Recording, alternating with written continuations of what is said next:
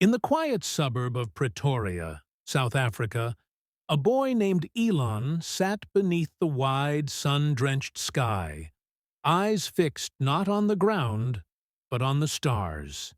He wasn't like the other children who played outside with balls and bikes. Elon had a hunger for knowledge that devoured books at an unnatural pace. From physics to computer programming, science fiction to philosophy, every page turned was a step further into a universe he was determined to understand, and eventually shape. His home was filled with the kind of silence that only thinkers thrive in. His father, an engineer with a stern gaze and stiffer expectations, and his mother, a model with an untamed spirit, provided Elon a contrast of logic and freedom. It was in this tension that his curiosity ignited. When other kids feared the dark, he wondered what lay beyond it. At 12, he coded his first video game, Blastar, and sold it for $500. It wasn't the money that excited him. It was the idea that something in his head could become real, tangible, marketable. That realization lit a fuse. Yet, this same brightness made him a target. At school, he was small, awkward, and often lost in thought. Bullies didn't care how smart he was. He was beaten, once so badly that he was hospitalized. But the pain didn't deter him. If anything, it became fuel, a quiet rage wrapped in ambition. In those early years, Elon wasn't trying to be a revolutionary. He was trying to escape. Escape boredom. Escape limitation. Escape Earth. What he couldn't yet articulate, but deeply understood, was this: the world as it is was broken. And if no one else would fix it, maybe he had to. This wasn't just the story of a gifted child. It was the prologue to a lifelong rebellion. A silent revolution seeded in the soul of a dreamer too restless to settle for what already was. In 1995, Elon Musk landed in Silicon Valley, not on a spaceship, but in a beat-up car with a trunk full of books and a head full of disruptive ideas. He had just dropped out of a PhD program at Stanford after 2 days. Not because he wasn't capable. He simply knew that the future wasn't going to be written in lecture halls. It would be built in code and courage. He and his brother Kimball launched Zip2, a digital city guide for newspapers. It was the era before Google Maps, before Yelp, before anyone believed the internet could serve the real world. But Elon saw patterns. He saw how chaos could be organized with logic and software. He worked obsessively, often sleeping on the office couch and showering at the YMCA. His mind was on fire, and his body barely kept up. Zip2 grew fast. So did the tension. The board ousted Elon as CEO. It wouldn't be the last time. Still, when the company sold for $307 million, his cut was $22 million. Most would have retired. Elon reinvested it. Every cent. Next came X.com, an online bank before online banking was a thing.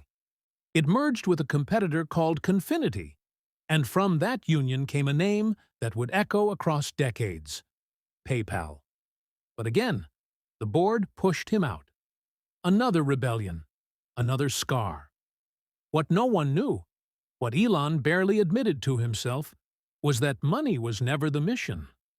These companies were tools, training grounds. What he really wanted was to solve humanity's biggest problems, and for that he needed capital, not comfort. He bought a McLaren F1, sure, he even crashed it, but mostly he read, he researched, and late one night, with Mars maps on his monitor and a stubborn fire in his chest, he asked the question that would change everything. Why haven't we gone further? Why haven't we colonized space? NASA had no plans. The Cold War was over. The moon was yesterday's dream. That was unacceptable. This wasn't ego. This was urgency. Climate change, overpopulation, existential risk. Elon believed humanity needed a backup plan. Earth was beautiful, but fragile, and he was tired of waiting for someone else to act. The revolution would no longer be quiet. It would roar, on fire, on metal, on sheer will. The idea was insane. Elon Musk, no aerospace background, no military contracts, no government backing, wanted to build rockets, not model rockets, real rockets, rockets that could escape Earth's gravity, land safely, and fly again. In 2002, with $100 million of his own money, he founded Space Exploration Technologies Corp. SpaceX. At first, it was just a warehouse in El Segundo, a handful of engineers, and Elon pacing the floor like a general in war. His intensity was magnetic and exhausting. He demanded the impossible, then stayed late to help figure it out. He wanted to design engines from scratch, write software in-house, build rather than buy. Everything cheaper, everything reusable. NASA veterans laughed. Boeing ignored him. His own recruits questioned his sanity. The team cobbled together the Falcon 1, a small, two-stage rocket with a single Merlin engine. It looked like something out of a garage startup, and in many ways, it was. Early launches failed, one after another. In 2006, 2007, and 2008, the Falcon 1 exploded, veered off course, or simply died mid-air. Each time, Elon took it personally. Not because his ego was bruised, but because the mission was. Every failure brought him closer to bankruptcy. Tesla, his electric car company, was bleeding money too. The press mocked him. Investors pulled out. Friends advised him to stop. But Elon wasn't just building rockets. He was building a belief system. One that said private citizens could reach orbit. That space wasn't just for governments or billionaires. That humanity had no future if it stayed grounded. By late 2008, everything was on the line. One last launch. One last chance. If this fails, he told his team, we're done. The Falcon 1 launched from a remote island in the Pacific. This time, it didn't fail. It soared. It reached orbit. SpaceX became the first private company to do it. And with that, the impossible became a business model. NASA took notice. Contracts followed. Elon cried, not in triumph, but in exhaustion. He had just stared bankruptcy in the face and refused to blink. The story wasn't just about rockets. It was about resilience. The Falcon 1 wasn't just a vehicle, it was a metaphor. Fragile, fireborn, forged in failure. Elon had proven that revolution doesn't always come with noise. Sometimes it arrives quietly, in the vacuum of space, where no one can hear you scream. But they will see you rise. By 2008, Elon Musk was walking a razor's edge. SpaceX had barely survived after its fourth launch. But Tesla, his bold bet on electric vehicles, was spiraling toward collapse. The world was in recession. Gas prices were rising, yes, but no one wanted to gamble on a futuristic, battery-powered sports car from a startup bleeding cash. The Roadster had launched with fanfare, but production problems, cost overruns, and mechanical flaws made early customers uneasy. Many thought Elon was a madman to try competing with giants like GM and Toyota, especially during an economic meltdown. But Musk wasn't trying to compete with them. He was trying to replace them. The idea was radical. Build a luxury sports car with no engine, no gas, no emissions. Then use that success to build an affordable mass-market electric car for everyone. He called it the Tesla Master Plan, a quiet revolution, step by step. He poured every penny he had left into Tesla. He borrowed from friends. He skipped vacations, slept at the factory, fought lawsuits, fired executives, wrote code, answered customer emails. He did what most CEOs wouldn't. He bled for it. At one point, he had to choose SpaceX or Tesla. He couldn't fund both. But in typical Musk fashion, he didn't choose. He gambled on both. And then, as if by script, two lifelines arrived at the very last moment. NASA awarded SpaceX a $1.6 billion contract to resupply the International Space Station. And on Christmas Eve, 2008, an investor wired $40 million to Tesla's account, hours before payroll was due. Elon didn't just dodge death, he rewrote the rules. He didn't build his empire by shouting the loudest. He built it by refusing to stop, by trusting the math when emotions screamed otherwise, by treating every risk as a necessary cost of vision. The electric gambler wasn't just a nickname, it was his identity. Where others saw market trends, Musk saw mission. Where others saw failure, he saw feedback. And when others ran from risk, he bet everything. By 2012, Elon Musk had become more than just the CEO of two high-risk companies. He had become the public face of a vision too grand for most to take seriously. But for Elon, it was deadly serious. The goal wasn't just to make money or headlines, it was to push humanity forward. And that meant one thing: Mars. His logic was cold, almost unnerving in its simplicity. If we don't become a multiplanetary species, we're eventually doomed. Climate change, asteroid impacts, pandemics, AI gone rogue. Earth was beautiful, but fragile, and no one else was doing anything about it. NASA had lost its momentum. Governments were too slow, private companies too afraid. So Musk took the impossible and made it a line item on a spreadsheet. He outlined a plan: reusable rockets, cheaper launches, life support systems, terraforming, colony modules, step by step, detail by detail. This wasn't science fiction. This was engineering. In 2012, SpaceX's Dragon became the first commercial spacecraft to dock with the International Space Station. The launch was broadcast around the world: slick white capsule, smooth vertical ascent, mission control cheers erupting in the background. But in Elon's mind, it wasn't a success. It was a test, just one rung on a very long ladder. That same year, in an interview, Musk said, "I'd like to die on Mars, just not on impact." People laughed, but he didn't. Behind the scenes, he was driving engineers at a breakneck pace. SpaceX was no longer just a startup. It was a proving ground for planetary ambition. Engineers burned through sleepless weeks. Failures weren't hidden. They were filmed, analyzed, turned into memes. Every crash landing, every fuel leak, every explosion was a lesson. The motto was, fail fast, learn faster.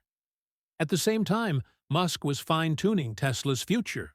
The Model S was in development, a luxury sedan designed not just to turn heads, but to change minds. He didn't just want people to drive electric, he wanted them to desire it. And he was willing to bet that technology, design, and software could merge into a vehicle so intelligent it could feel alive. But with each milestone, the stakes grew higher. One wrong move could collapse both companies. And still, Elon pushed forward, not with bravado, but with a kind of silent, relentless urgency. To him, the silence of space wasn't frightening. It was necessary. Because if the noise of everyday life drowned out the urgency of survival, humanity would sleepwalk into extinction. He wouldn't let that happen, not while he was alive. So he kept building. Mars or bust. By 2014, the world had begun to realize that Elon Musk wasn't just building machines, he was building systems. Not just rockets or cars, but ecosystems, infrastructures, and paradigms. And at the heart of it all was something less visible than rockets and autopilot: code.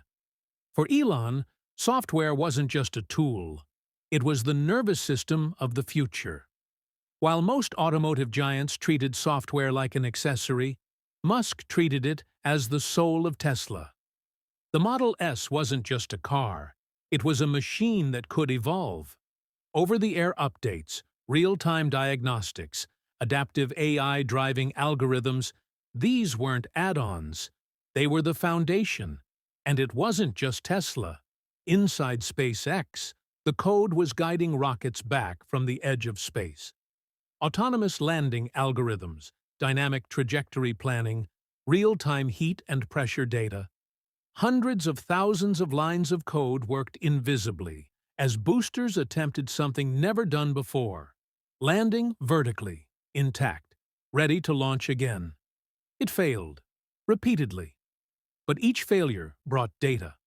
Each data point brought revision. Each revision brought progress. Where others saw disaster, Musk saw debugging. The software isn't broken, he would say. It's learning. Internally, engineers began to adopt his mindset: obsession with first principles, brutal honesty, and a refusal to accept good enough. He didn't demand perfection. He demanded momentum. One evening at Tesla HQ, a young engineer hesitated before showing Elon a new interface prototype. "It's not ready," he said. Elon looked over his shoulder and replied, "If it works, ship it. If it doesn't, we'll fix it while people are using it." This wasn't recklessness. It was a philosophy. The world didn't need more delays. It needed bold iterations, public testing, visible progress. The revolution wouldn't happen behind closed doors. It had to be seen to be believed. And people were watching. Tech blogs started calling Elon the real-life Iron Man. But inside the walls of Tesla and SpaceX, the truth was far messier. Code freezes, server meltdowns, production glitches, supplier failures. It was chaos with a blueprint. And Elon was the architect who thrived in that chaos. Because for him, code was poetry, and engineering was its rhythm. While others measured time in quarters, Musk measured it in milestones. Could the car drive itself in traffic? Could the rocket land on a drone ship in the ocean? Could software control reality like a conductor commands an orchestra? And as his companies expanded, so did the questions. What if AI went too far? What if robots replaced the wrong jobs? What if software didn't just serve us, but controlled us? These weren't science fiction nightmares. For Elon, they were warnings. And his response wasn't fear, it was creation. If the world needed new rules, he'd build them in code. Because in a silent revolution, change doesn't shout. It compiles. The rocket exploded, and Elon Musk smiled. Not because of the fireball, though he always appreciated a dramatic display, but because the data was good. The trajectory was nearly perfect. The descent flip had worked.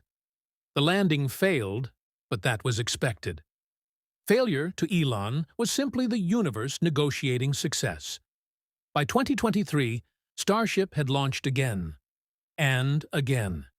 Each time higher, stronger, closer. The world watched as something incredible began to shift. Not just in space, but on Earth. Governments that once laughed now partnered. Engineers who once doubted now applied. Kids who once dreamed now studied orbital mechanics instead of video games. The climax of the story, once veiled in uncertainty, had matured into a movement. At the heart of it all, Elon remained, as polarizing, stubborn, and relentless as ever. He fought lawsuits, critics, even sleep. But he also fought for something else, the belief that human life deserves a second chapter, one written on red soil under alien skies. Tesla's AI team, Neuralink's brain-computer symbiosis, the Boring Company's underground networks, each was a puzzle piece. but Mars was the frame. From a character development perspective, Musk was no longer just a genius entrepreneur or eccentric billionaire. He had become a myth in motion. Not perfect, not universally loved, but undeniably pivotal.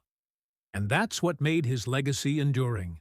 Because the revolution he built wasn't loud. It wasn't based on politics, or war, or slogans. It was a silent revolution, welded in steel, launched with math, and fueled by a refusal to wait for permission. He once said, "I would like to die on Mars, just not on impact." By 2030, the first cargo starship landed near Utopia Planitia. It deployed solar panels, released rovers, began heating the ground. Earth cheered. Elon didn't. He was already planning the crewed mission. The final atmosphere of the story is no longer tense, but echoing, like the last note of a symphony lingering in the air. The journey has changed the man, the world, and the definition of what's possible. Themes of hope, engineering, obsession, and destiny harmonize like orbiting moons. The reader, viewer, who once doubted him, now sees what he saw, a future not promised, but built. And when the time comes, and humans step onto Martian dust for the first time, they won't be alone. They'll be standing inside the story of a man who refused to whisper, but also never needed to shout. A man who engineered a silent revolution.